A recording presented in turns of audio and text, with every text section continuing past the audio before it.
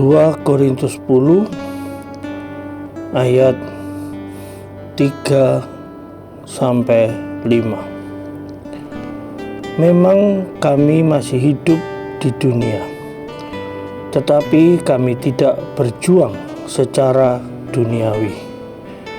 Karena senjata kami dalam perjuangan bukanlah senjata duniawi, melainkan senjata yang diperlengkapi dengan kuasa Allah, yang sanggup meruntuhkan benteng-benteng. Kami mematahkan setiap siasat orang dan merubuhkan setiap kubu yang dibangun oleh keangkuhan manusia untuk menentang pengenalan akan Allah. Kami menawan segala pikiran dan menaklukkannya kepada Kristus. Para sahabat inspirasi dimanapun Anda berada, setiap hari hidup kita selalu menghadapi peperangan antara menuruti kehendak Roh dan pimpinan Roh Kudus, atau kita menuruti keinginan daging dan hawa nafsu kita yang sudah jatuh di dalam dosa. Peperangan dan pertempuran hampir tiap hari kita hadapi sejak kita bangun tidur sampai menjelang kita tidur malam. Itulah sebabnya sebagai orang-orang yang percaya kepada Kristus, Rasul Paulus menasihati kita supaya kita menawan dan menaklukkan segala pikiran kita kepada Kristus dan mengenakan pikiran dan perasaan Kristus sebagaimana tertulis dalam Filipi 2 ayat 5. Mengapa ini penting? Karena peperangan melawan hawa nafsu kedagingan kita dan peperangan untuk tetap hidup taat kepada Tuhan dan pimpinan Roh hampir tiap hari kita hadapi.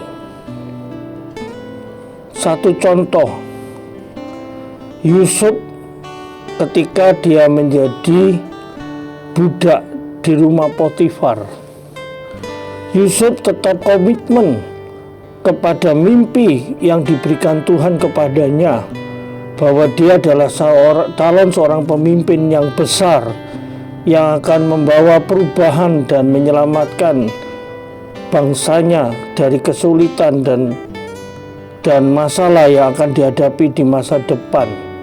Meskipun untuk mewujudkan mimpinya, Yusuf harus menderita, berjuang sebagai seorang budak.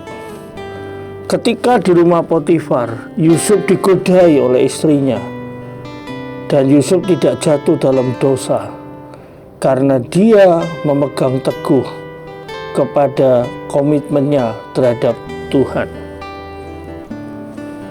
Pikiran kita adalah medan pertempuran saat kita melawan hawa nafsu daging kita. Misalkan kita sebagai seorang sales yang mendapatkan kepercayaan mengelola uang dan menjalankan usaha dari barang yang kita jual. Tentu saja kita sebagai sales, majikan memberikan kita kepercayaan penuh untuk menjual barang maupun untuk menerima uang yang akan disetorkan pada waktu kita menjalankan tugas sehari-hari. Ketika kita bangun tidur dan kita pegang uang banyak, godaan dalam pikiran dan nafsu kita muncul.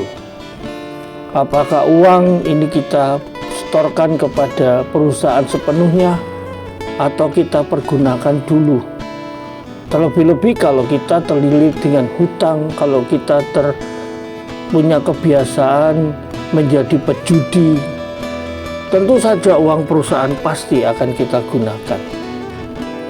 tanpa memiliki pikiran Kristus dan menaklukkan pikiran kita kepada Kristus, kita akan mengulang dosa yang sama, yang akhirnya kita mengalami kekalahan.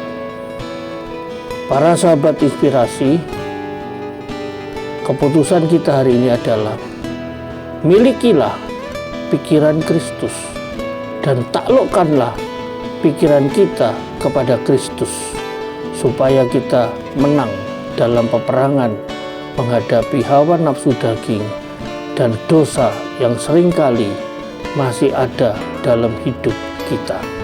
Mari kita berdoa. Tuhan Yesus, berikan kekuatan, berikan keteguhan bagi umat-Mu yang percaya kepada Kristus, yang hari lepas hari sering menghadapi berbagai macam pencobaan melawan hawa nafsu daging untuk taat kepada Roh Kudus. Biarlah melalui perenungan firman-Mu ini kami dikuatkan untuk kami memiliki pikiran Kristus dan menaklukkan pikiran kami kepada Kristus, sehingga kami menjadi seorang pemenang. Dalam nama Tuhan Yesus Kristus. Amin.